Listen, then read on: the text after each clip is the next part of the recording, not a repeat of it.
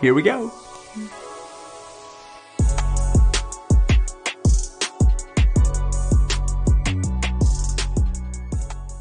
What is up, everybody? Tegan here with High Point Scientific. As you can see, I just unboxed the brand new L Ultimate, Optolong's new dual band filter. They have the Optolong L Enhance, they have the L Extreme, and now they have the L Ultimate. As always in these in-depth reviews, I'm going to take this out to the field and test it on the Veil Nebula. We're going to see the results, and we're going to talk about who this filter may be geared towards. If you want to follow along as I take this journey and test this filter, please stay tuned. But if you want to skip to brass tacks, know the facts, and listen to specifications and see the test results, go ahead and look in the description below, and we've provided timestamps for you so you can skip ahead accordingly. Stay tuned. Now, there is one thing for certain, and that is, I don't know how many clear skies I'm going to get. So when we're testing the L Ultimate, keep in consideration that we may only get 7, hopefully 10 hours of data. Now, here at High Point Scientific, it is important for all of us to be very familiar with different kinds of cameras and telescopes, imaging systems, visual systems. We are a very well-rounded team of astronomy equipment experts. So for me to try out the 533 MC along with the L Ultimate for the first time, I'm pretty excited. That being said, it is getting pretty late, so let's go outside and put this to the test. Oh wait, we need to put together our imaging train first. If you look at the William Optics RedCat 51 and the 71, you can take the back end of the scope off where it actually houses 48mm threads, so you can screw that 2-inch filter in perfectly, and then you can put the housing back on. I go ahead and I attach 55mm worth of spacers to the 533 MC, and then I thread it directly into the back of the RedCat 71. I set this all on top of my Ioptron CEM60, and then I load an 11-pound counterweight to counterbalance everything out. Now it's time to test the L Ultimate. Alright, let's go into the backyard and see what we're working with. Oh wow, that is a full moon if I have ever seen one. Oh look, you got Saturn right above it, and then you can catch Jupiter right over here. Oh, that is wonderful.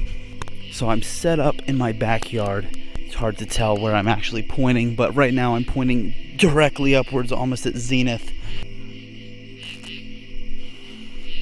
Let's see if we can make it. There we have a single sub-exposure. Now this is a 600-second sub-exposure.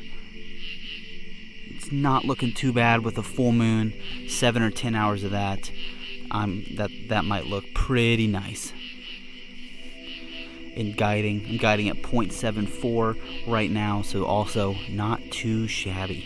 Alright, so first night out is looking pretty good. I have about an hour and 10 minutes of data. Stars look round. I'm on the right track. So far I like my single sub-exposures. I think this is going to be cool. I have a good feeling about this project. But right now I'm feeling very immersed. There's crickets and I can hear the woods literally alive behind me. I'm imaging the Veil Nebula. I look up in the sky, my Bortle 7 sky, and I see the full moon and Saturn right above it, and Jupiter.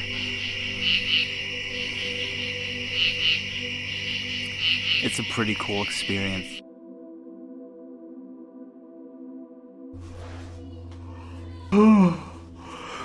Alright, it is 8 o'clock in the morning, and I'm gonna go check the data. Alright, a nice beautiful blue sky. Looks like we may have gotten a full set of data. If you look here on the screen, oh yeah, you have the run complete right down here. So that means that we captured about 6 hours of data last night. Alright, let's go check out the data and see how we did. I upload all of my frames into a process in Pixel site known as Blink. This way I can sort through each and every image to throw out the bad ones. That first night I only came across one bad frame. I looked at the subframes and they looked great. Alright, so all in all, not a bad first night of data collection.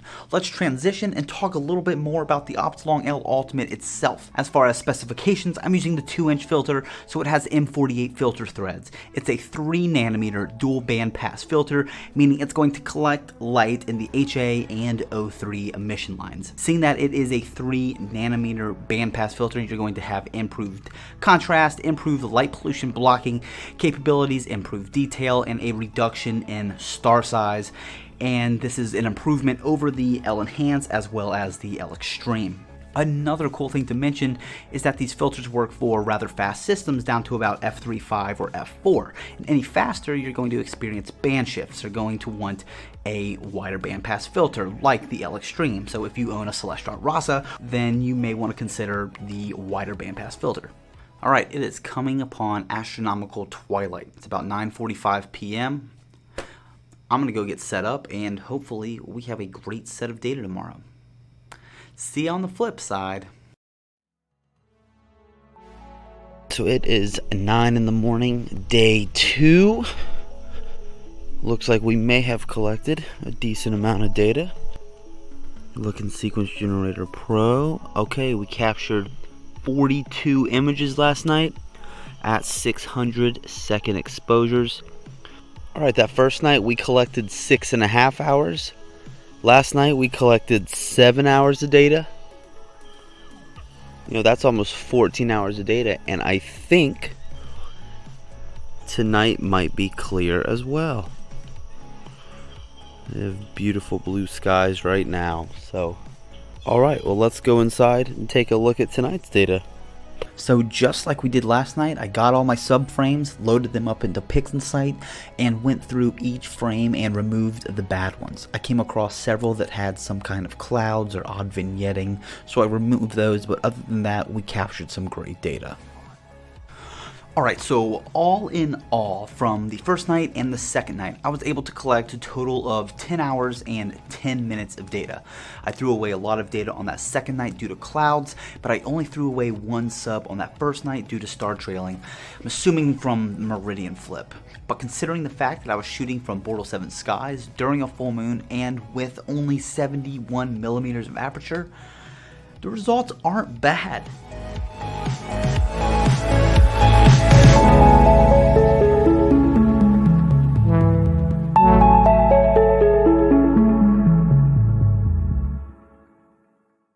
But this video is about performance.